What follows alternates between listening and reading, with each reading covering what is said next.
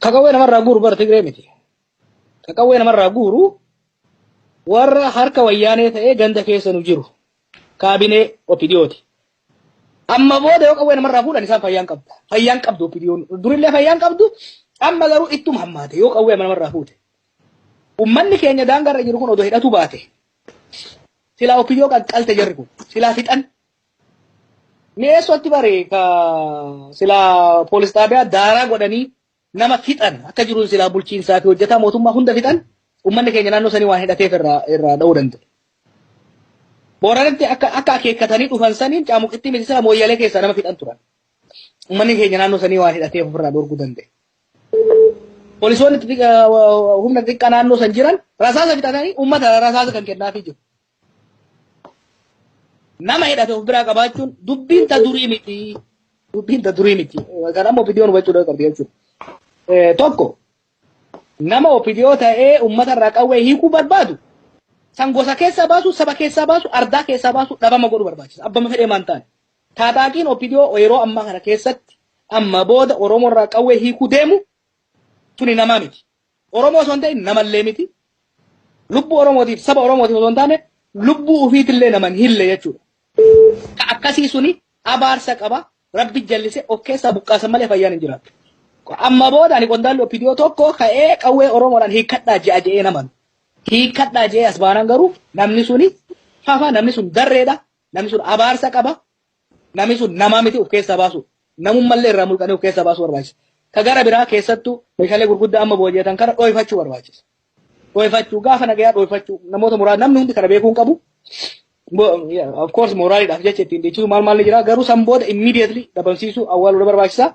Eeggachuu barbaachisa. Mataa keessattuu meeshaa gurguddaa hedduu lolli kun hafuu hin ta'u. Wayyaaneen adaduma nuti finfinneedhaa isii sochoofnen.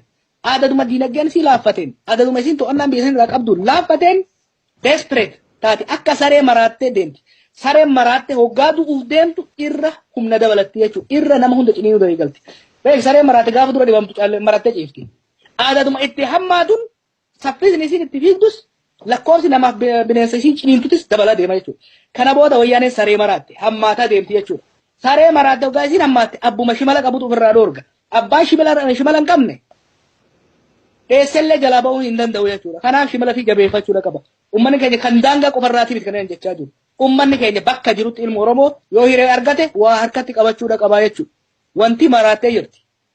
Har'a ka daangarraan kaafte kana biyya keessa illee nutti kaasuu dandeessu jechuudha. Wanni amma walajjiitti kaleessa godhan aariirraayi abdii kutanarraayi nama lafuma ka'anii kan dhayan nama isaanii immoo hidhachiisanii jiran hangasii.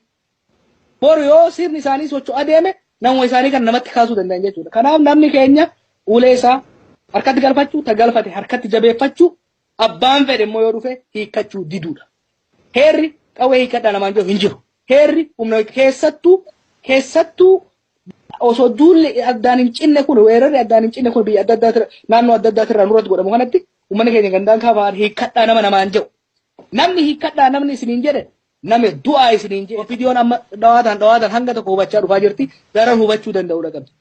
Keessattuu Booranatti arrallee Harargeetti amma kadhume Opidiyoo Opidiyoon Oromoon nagayaa sabboontonnii fi Opidiyoon waluma cinaa dhuman har'a.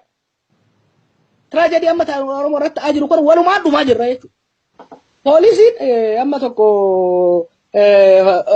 shurbaan poolisii tokko amma deengada makalaakayaan akkasitti tumteen footoo isaa maxxanse tokko jira. Bara dabree hirnatti natti fakkaata nama Oromoo tokko akkas hiriirratti akkasumatti dhahee akkuma ofii dhaame kanatti dhahee miidhe. Ijoolleen amma Booranatti nama wajjin dhumaa jirtu kun hedduun isaanii kan fincila naannoo sanii ittiin dhaamsuudhaaf achi erganii jechuudha. Maal wani jechuu jiru.